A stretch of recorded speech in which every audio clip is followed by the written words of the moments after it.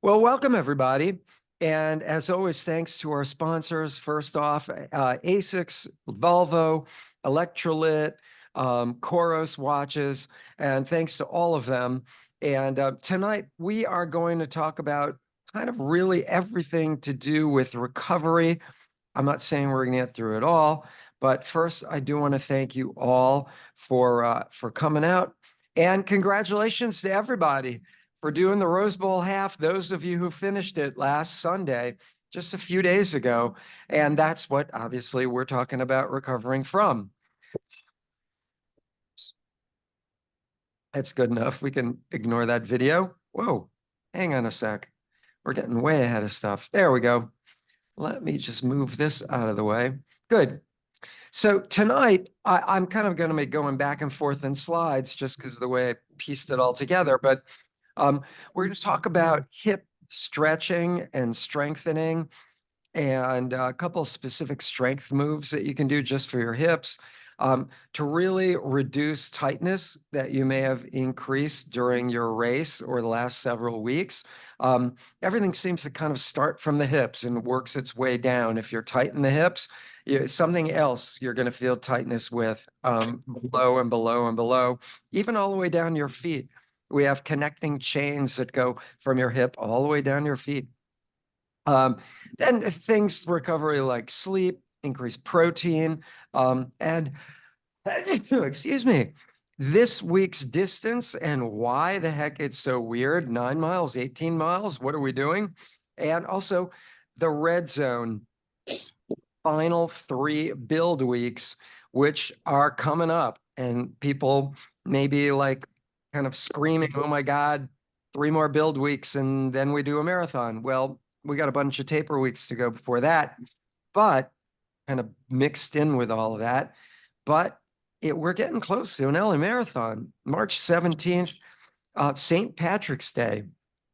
So first, let me talk really briefly about a couple things. And that's really number 3 here is what I'm going to go and discuss, but let me move the pictures over a little bit. There we go. You want to take a taper week every 3 weeks. But specifically, we've just had a couple of taper weeks and we just had this race. You also want to do a little taper after a race. And that's one of the reasons that we're doing far fewer miles this weekend and this week than normal. And normally we would have this as a build week because we just had 2 taper weeks. Everyone benefits from a minimum of 2 taper weeks. Most of you will have 3 taper weeks before the LA Marathon. If not, even our faster groups will have 2.5. The theory behind that is that, and I'll get into this later, is that the faster you are, generally speaking, the quicker you can recover. And the quicker you can recover, obviously, then the more mileage you can do without risk of injury because you're recovering quicker. You don't want to be depleting yourself and then go out and do way more miles and risk getting injury. So there are a couple things that you can do besides just doing less mileage. And 2 of those are stretching and strength training. So let's go to the next slide. Stretching, great stretch for all you guys. I'm going to just go through a couple of these really quick. A great stretch for all you guys is a hip rotation stretch where he's looking at his outstretched arm. You're lying on your back. Both shoulder blades, you can see, both shoulder blades are pinned to the ground. He is not pushing his knee down and allowing that shoulder blade to come off the ground. He's only pushing his knee down. It's not on the ground there. He's only pushing his knee down as far as that shoulder blade will still get on the ground. So you can see he does have a little bit of hip tightness in here because he's not getting his knee to the ground while keeping his shoulder on the ground. His knee is a little off the ground, so he does have a little bit of hip tightness. Now, his thigh is not way up in the air, so he doesn't have a lot of tightness, but this is a great stretch for everybody to just get on the ground, test how tight are your hips, make sure that both knees go down to at least equal distance on both sides, over here, over here. You know, to flip over, this arm, you know, this arm will be outstretched. Whoops, whoops, whoops. Somehow I hit the button a little too hard. This arm will become outstretched. This arm will grab the knee. This knee will go over that way. Got it? So you want to do sides equal. Whatever you do, you always want to do sides equal. Maybe. And anyway, so good. There we go. So, whoops. Okay. So, let me go on to the next one. There we are. I'm kind of screwing this up here a little bit. Here we go. I'm going to pin my video to the top here. And whoops. There it is. Okay, there I am. All right. So next, moving on to strength stuff. Most of you have probably heard of the bridge or the reverse plank, same thing. You can do, simply stated, this is going to strength train your glutes, your hamstring. By the way, if you stand, one of the great tests, and we've had this in a video before, and it's on a video online, I think, that I just posted, but one of the great tests you can do for hip strength, talking about hips tonight, is stand on either a plank or a step or something and see if you can't keep both hips even to each other, even though you're only standing on one leg. You could even pretty much do this just on flat ground. Just see if your one hip is dropping a little bit more than the other one. You have an imbalance. You need to build some strength in your glutes here and in your hamstrings, that whole area from here all the way right in there. Now, if you're on one leg and both of your hips are parallel to each other, parallel to the ground, I should say, you're good, you're strong. Or if one hip drops one way and not the other way, you know, obviously some strength training is required.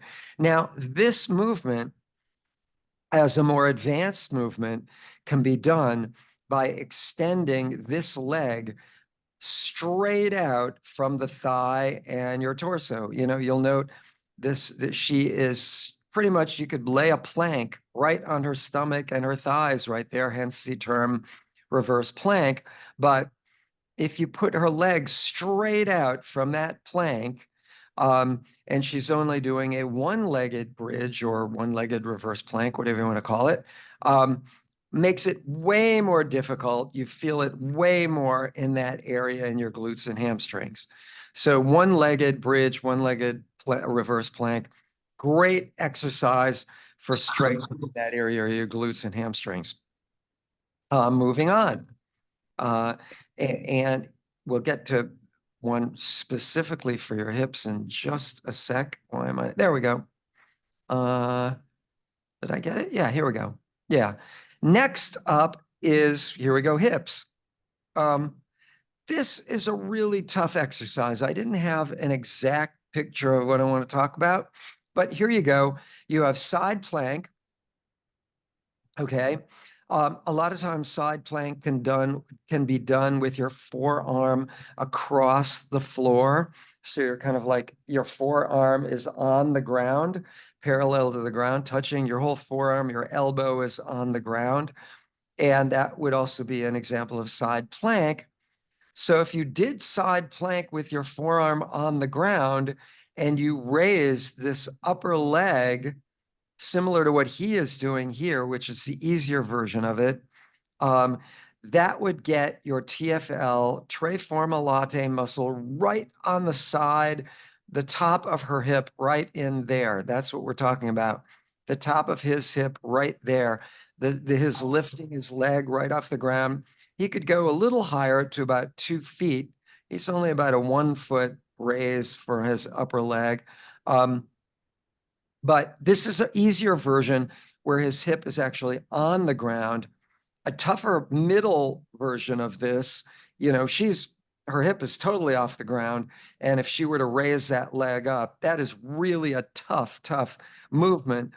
But if he was off his hip and just resting on his knee, right, and his forearm, like she could be doing if she put her elbow on the ground and he was just resting on his knee and his hip was off the ground, and then raising his leg off the ground, that would be kind of the middle version of these two pictures, which I just couldn't find a picture of immediately. So I thought I'd go through all three: the easy version, the middle version, which you're not seeing, and then the tougher version, except she could have her elbow on the ground and raising her leg up.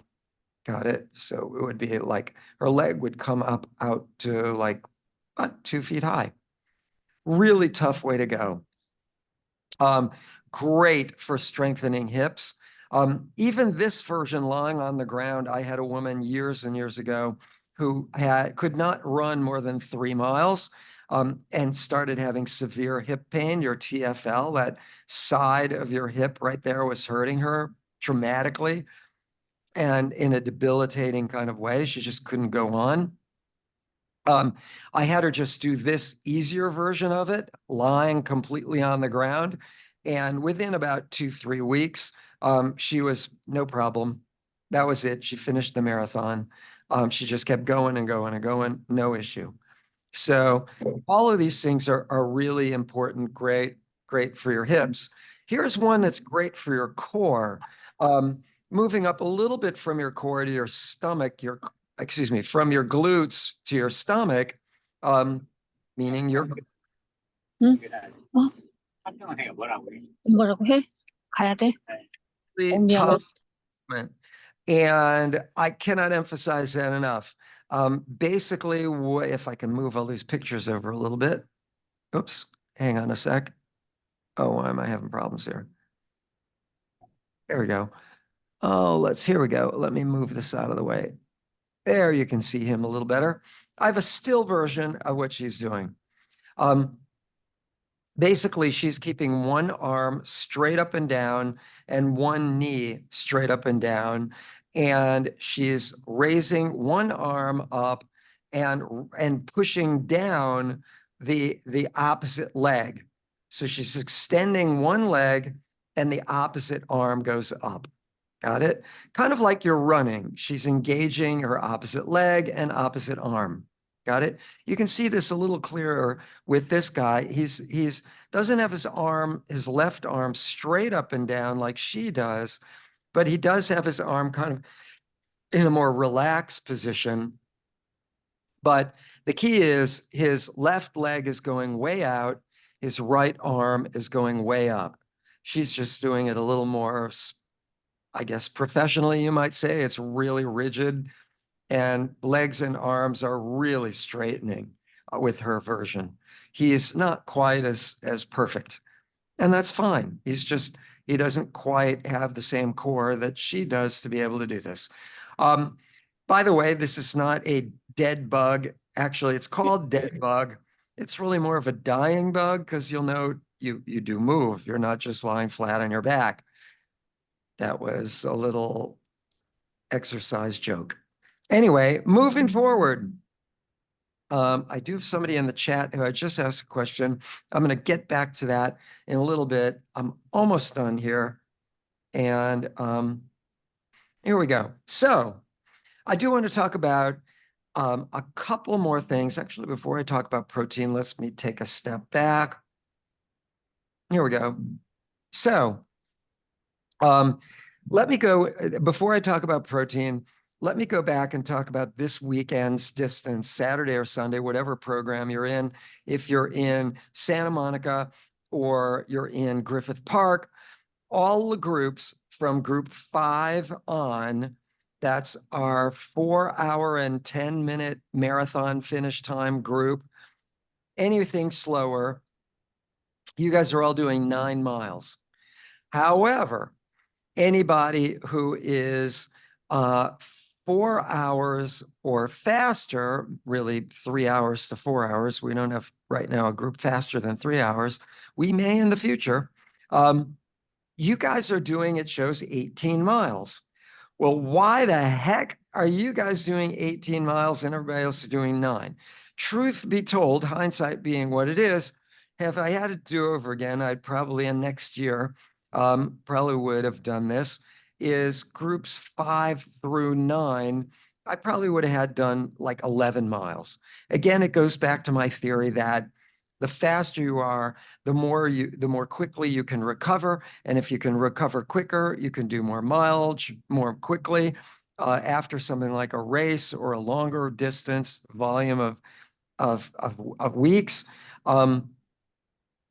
But people who are a little slower, don't want to get them injured.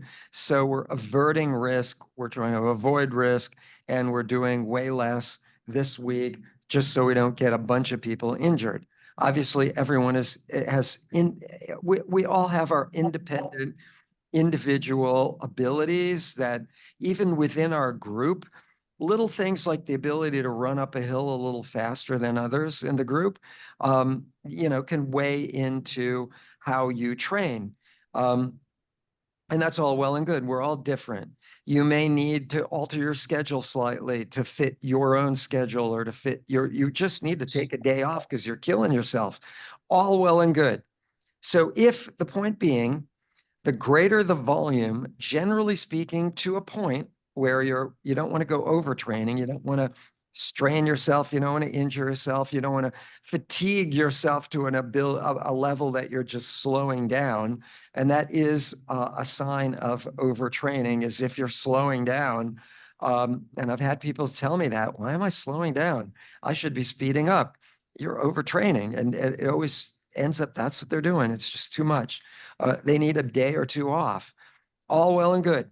However, in this case, if you are able to do more, and when your group is finished, I'm talking the group 5, the 4 hour and 10 minute per mile finish, 4 hour and 10 minute marathon finish time group or slower.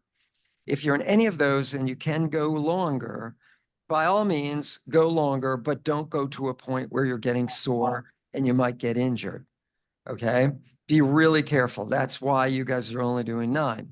And that's why the other groups are doing 18. They can recover quicker in general.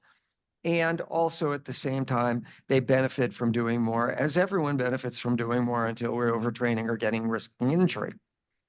Now, even for those people in groups 4, that's the 4 hour marathon finish time group or faster, just talking to you people now, we are going to be doing an out and back and out and back and out and back. You guys are basically going to have like 6 out and backs. So you could pretty much stop anytime you want to, because you'll be back so many times, right? You're pretty much doing twice what everyone else is doing, but it's pretty much the same course twice. Sort of, kind of. You guys are actually going to be doing all the way up to Inspiration Point and then back, which is 9 miles all by itself. So you won't have to do the little circle around, up Georgina, 7th Street, Adelaide. You won't have to do that. But you'll just go out California back and again, go up Will Rogers' house again, and then back. So all good stuff. Anyway, that's groups 4 hour or faster. And here we go. Whoops. Sorry, I'm muting people. If you guys don't mind, if you could mute yourselves, just so I don't hear any ambient noises. We are recording this. Anyway, so I did want to go over, that's why we're doing this weekend what we're doing. Some groups are going 18, some groups are doing 9. If your group, for groups 5 through 9, the 4-10 hour group to the 5 hour marathon finish time groups, if you guys did as a group wanted to go farther, if your pace leaders wanted to take you farther, like 2 miles more, you're absolutely welcome to do that. But there again, pace leaders make sure that your people can stop and not do those extra 2 miles after, you know, the 9 miles that you've done already. So people can just say, okay, I'm only doing 9. I'm not going to continue on to 11. Anyway, that said, let's now talk protein. Oh, last on this, really last thing is your next several weeks are what I call the red zone. We're really getting into red zone really began with your 16-mile Saturday or Sunday morning long run. But this is the red zone. Next week, we have an 18-mile run. That whole week is a build week. It's not just the weekend. It's all about the entire week. It's all about total volume you do in any given week, and especially total volume you do over the entire season. Got it? These weekend long runs have little to do with race day ability. Go out, do a 20-mile run early season, you'll probably injure yourself. But in the first 2 weeks of a new season, go out, do that, and then try and do a marathon. You'll probably won't do anywhere near what you're going to do when you do LA, when you got an entire season of volume behind you. The greater volume, not in one run, but throughout the entire season, the greater fitness you will have on race day. So this is crunch time.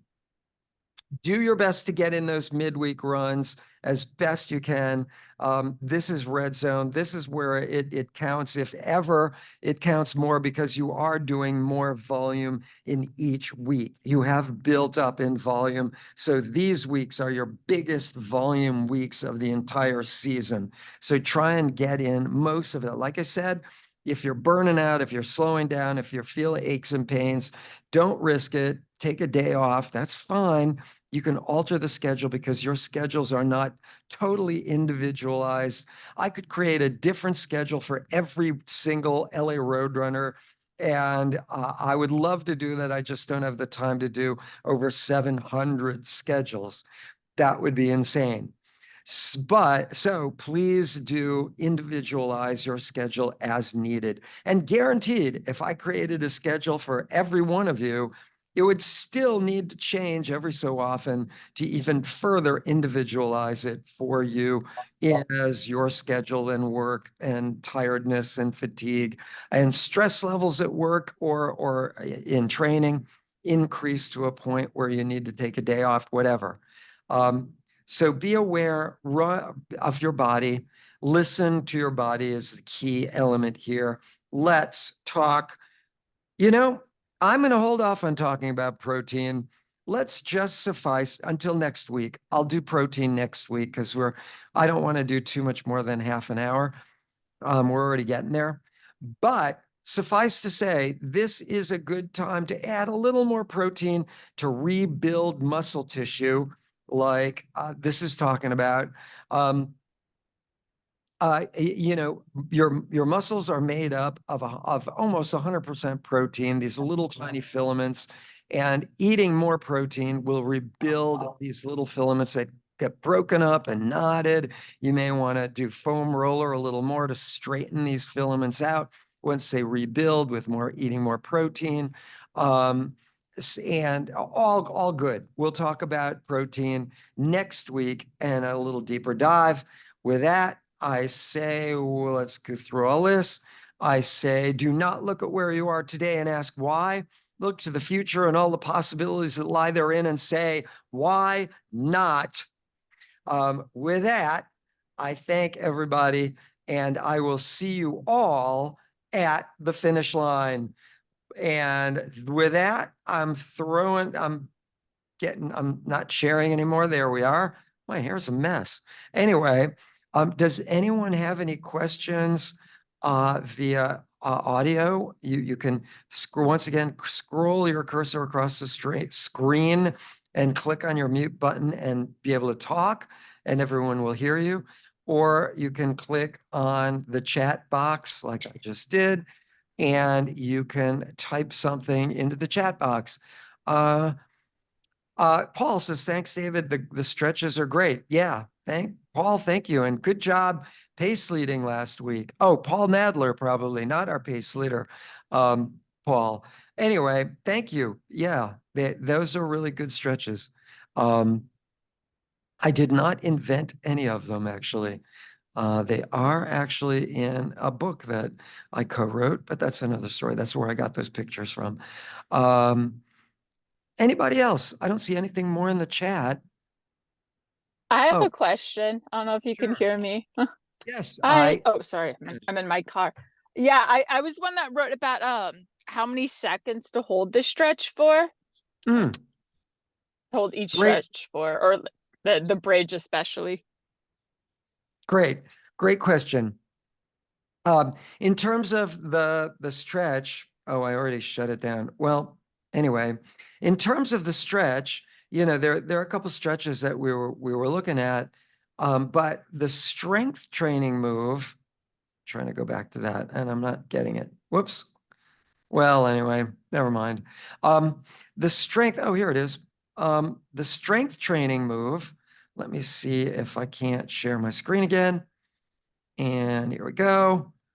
And that would be this one. Here's the stretch. Oh, let's go. Whoop, hang on. Let's start with the last one first. So this one, you're probably seeing this. Whoop. There we go. Okay, why am I getting nothing?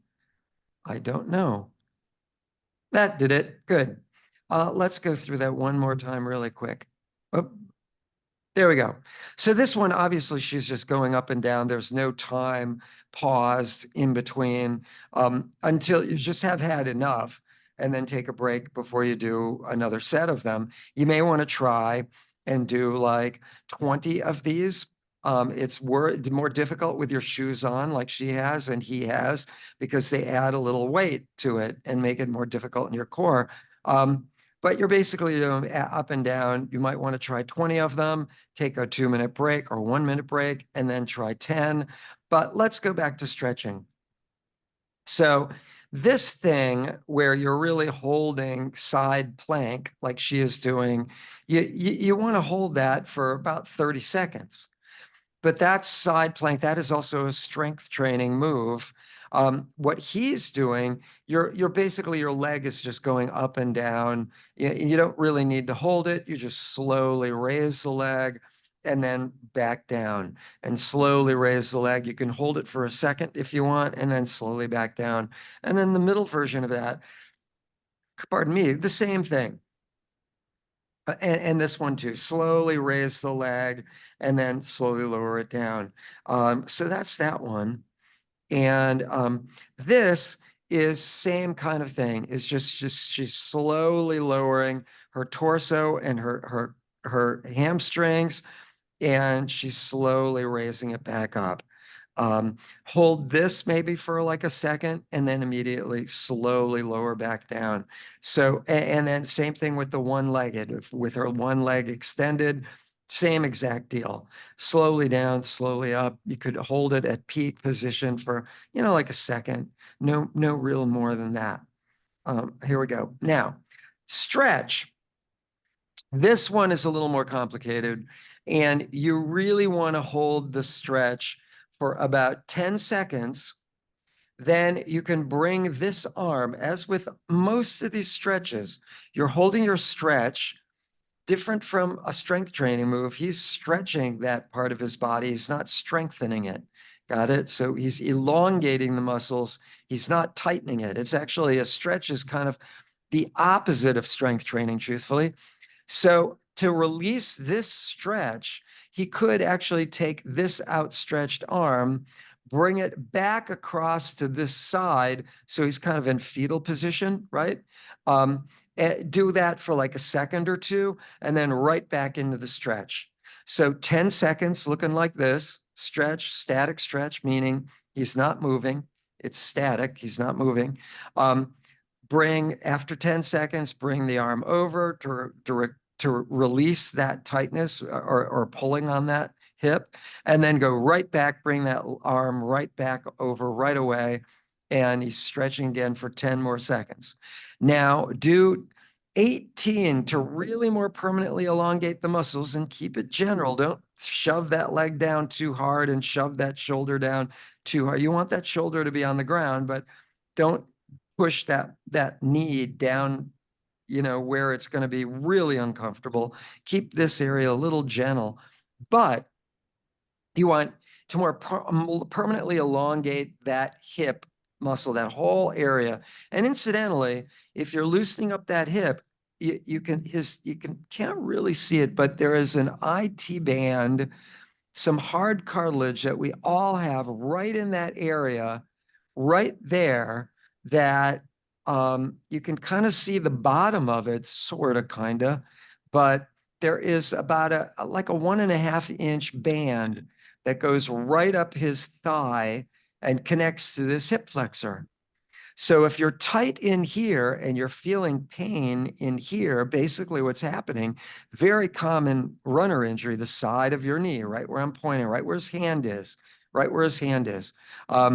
Loosening up that hip means that the hip won't be yanking on this hard tissue that's going from the hip to the knee, and the weak link is the knee.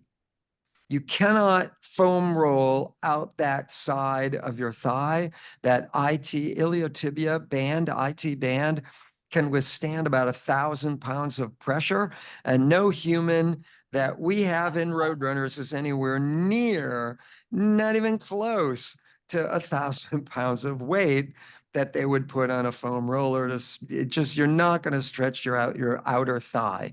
Not going to happen to help that side of your knee. Way to do it, this stretch. Enough said. So hold that 18 sets of 10 seconds. 18 times 10 is 180. 180 seconds is actually 3 minutes. And do that both sides. 3 minutes will, with all of these stretches, will more permanently elongate the muscle. In this case, it's his hip. Got it? Hopefully that answered that question. And I think that was the last. Yeah, that was it. So we'll go back to our not sharing our screen there. Anyway, any other questions verbally? I hope I answered that one. Verbally. I'm sorry, Dave. Go right ahead. Yeah, I noticed that the schedule, the rest of the schedule significantly cut down on the strength training days. So 2 questions. One, is it really important to do it on these days? Because I've typically done my strength training on Tuesdays, just for my schedule. And 2, with swimming for a half hour every week, I do that for physical therapy because I'm working on significant injuries, upper body, that I incurred last year. So I've been working in swimming for a half hour every week. Would that be problematic going forward? I usually do that on Fridays. Well, you probably saw my face moving or whatever, but let me go back and start with strength training, because this again goes back to our individualizing the schedule. We have 5 different schedules for all these different people and all these different possibilities. It's still nowhere near enough. So you need to individualize, like you're talking about some past injuries. So you're doing swimming for strength training. You might even try and incorporate hand paddles, as long as your form is really good. Hand paddles, I don't have mine here, but hand paddles are these big things of plastic that go over kind of make your hand a little bigger. And they're through you'll have a little rubber strap through your fingers, so to speak, is kind of what it looks like. And the plastic thing is under your hand. You know what hand paddles are? Make sure you're rotating over, so you're not going to hurt your shoulder by doing this. You're really rotating your swim form, so you're pulling down along your side so you don't hurt your shoulder. But hand paddles are a great form of upper body strength training, swimming. I try and swim once a week. It's also in that rotation, you're also using your hip more, you're strengthening your hips. You're also loosening yourself up. I find whenever I'm really tight in my hips or whatever, swimming is a great way to, just loosen up, right? Because of all that rotation back and forth. Absolutely. I won't belabor the point of how much I love triathlon, but that's another story. The other thing you talk about is regularity of strength training. I think I answered your last question first accidentally, but there are people who need, maybe yourself, it sounds like, more strength training than others. So the problem is I'm going to try and put as much on the schedule as I possibly can for the average person for that schedule. Got it? So would I recommend more strength training? Meaning you're getting stronger, meaning you have more power, meaning more power means you can go faster and train faster, meaning you have less risk of injury? Heck, yes. If you have the time to do it. Now, I do recognize most people don't have the time to do much more than like an hour of training midweek, right? So I don't have much more than an hour of training midweek. Would I love to give all of you a little more midweek volume of training than just 1 hour plus, sort of, and less on those long Saturday runs and take away from the 20 milers and the 18 milers and only build the 16 milers, which are my best schedules ever? Except people are doing way more volume midweek, including morning and evening kind of training. Would I love to do that? Absolutely. The greater the volume, the greater the fitness. The problem, and shrinking down those weekend runs, the less risk of injury. The problem is people just don't have the time to do it. So if you have the time to do more strength training midweek, great. I love it. Good for you. Bulletproof yourself with all that strength training. Great. I lately haven't worked out once this whole week because I've been so busy catching up with my emails and everything else. But that's the problem of being a coach. You have so much more work. Absolutely. Great question. I love more strength training. I know Michael from Evolution Physical Therapy used to say 2 or 3 times of strength training every week. Do I think you really need that if you have a good foundation of strength under you, especially if you're like some big rock muscular, huge guy or woman, like that woman doing the movement, the dead bug you saw, if you kind of look like that physique, maybe you don't quite need as much strength training, then same with guys. So yeah, take it as an individual thing, and absolutely where you can add strength training's a plus. Wherever you can add it, add it. If you can add, if you want to get faster and you can add 5 minutes to every workout, great, that'll help. A little more volume, greater fitness. So all of those things, but I create schedules for the average person who has a family or working or whatever, is busy. Moms are they're working people, and I just try and find that sustainable middle ground. There you go.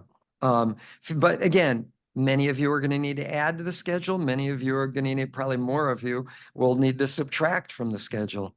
So there you have it. But in general, the concepts stay the same. The greater the volume, the greater the fitness. Strength training, volume of endurance work, slow heart rate, low heart rate work, speed work, all of that. Pretty much until you're overtraining, the more the better. Sue, anything else? Oh, you're welcome. Thank you. I think I heard you say thank you. It was kind of broken up a little bit. Let's see. Anything else? I don't see. Oh, I have one more in the chat. Oh, Courtney said thank you. Courtney, thank you. Anybody else verbally or in the chat box? Anybody else? Going once. Going twice. Going 3 times. I'll tell you what, I am going to turn off the recording and I'll upload that to our Facebook site. So you guys who have been listening to this live don't need to listen to it. But if anybody does have a question, I will stay on for a little while longer. And for those of you at home watching the recorded version of this, tune in next week to hear more about protein. And with that, I thank you all for chiming in, those of you watching the video version of this. And I thank you and I bid you all a good night. Whoops, I hit the wrong button. Hang on, here we go. You're about to hear video is stopping. Thanks for all of you watching the recording.